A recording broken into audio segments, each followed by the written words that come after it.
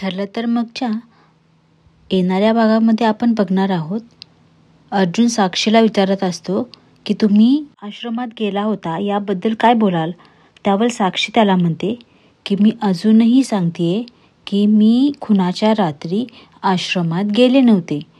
माझं फोनचं लोकेशन तिथं कसं दाखवते हे मला नाही माहिती. त्यावर अर्जुन तिला म्हणतो हे रिपोर्ट्स टेलिकॉम कंपनीकडून आलेले आहेत. अर्जुन पुढे म्हणतो पण मला सांगा मी साक्षी की 13 जानेवारीला आश्रमात कोणीही नव्हतं. त्या रात्री तुम्ही का गेला होता आश्रमात.